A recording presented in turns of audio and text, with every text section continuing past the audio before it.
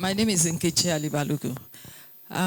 Most of the things I wanted to say have been, said by others, but let me just add a little. Yes, the workspace has changed.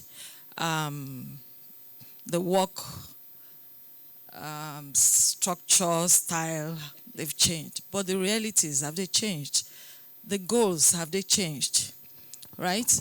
What Tosi said is very critical. We, the small business owners, we know what we go through.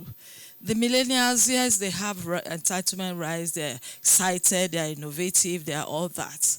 But they're not achieving results. They're not impacting on bottom line. And if you ask me, a lot of us are even going back to look for our generation because they are more serious. We have goals. Now you said something about innovated employees. Has nothing to do with salaries. But millennials, you can't get them if the salary is not right. So what exactly? I want you to talk more on that, because if I remember in those days, motivation has to do with also the incentives and salaries. So are you saying that these days the millennials can work even if the salary is not as good as it should be? I don't think so. So these are issues that we must necessarily, maybe want you to expand. Thank you. I didn't really say that they're not motivated by salaries. I think it's about you attract them by salaries, but you don't keep them with salaries. If you also go back to the fundamentals of your a typical Maslow, at the bottom you have the physiological needs, you have the safety needs, you have the social needs, and all up to the point of self-actualization. If you also go back to Frederick Herzberg, right, the hygiene needs, what it means is that you can use salary to enable them to meet their rent, school fees, basic stuff, but ultimately, you are not going to be able to sustain in the long haul with salary. I'm not even talking about toxic organizations that don't pay salary. That they can't even talk about engagement when you're not talking about basic motivation. It doesn't come in. So the hygiene needs are basically those things. If you don't do them, the staff will be demotivated. But if you do them, they will not be more motivated. Okay, so you must be very conscious and deliberate about that. So, but the point I need to make is that, which is why I said that you don't kill the millennials. Every research shows that 5-10 years from now, 3 in every employee is going to be a millennial. There's a lot of intergenerational conflict. Everybody's second guessing everybody. The millennial tells you that it's not because you have gray hairs you think you're wiser than me. That I know about Instagram, I know about social media, I know about. What do you know about it? And then you are saying that I know your father. So, this game. We started doing this thing before you were born.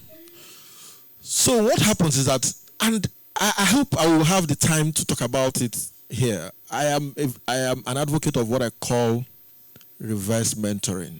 Very radical. People don't like to hear it, but reverse mentoring is one of the issues we must talk about here today. We have cases of fractured parenting. Our generation of parenting have not done well, and it includes me. There are reasons for it. We are victims of June 12.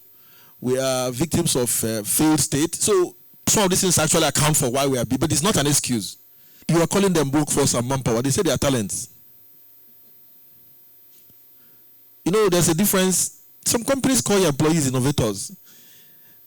Somebody was sharing an idea with me and said that the employee is just a ladder. You remove it as something. So there's a lot of things going on, and they don't trust us. Trust is a big issue. I had invited the Chain Reactions MD, I don't know whether he's here, to talk about the demand report. I have a 10-year-old child who came back from school. She was pitching to be the head girl of her primary school. She felt she has done very well in the pitch. A day later, one of her head teachers, who was about 60 years, told her, "Oh, you have done very well. You're a fantastic girl. You are a star. You're a shining star. Nobody can dim you." The teacher was motivated and encouraging her. The little girl came back came back home and told me that, Daddy, did you know that woman was giving me motivational speech?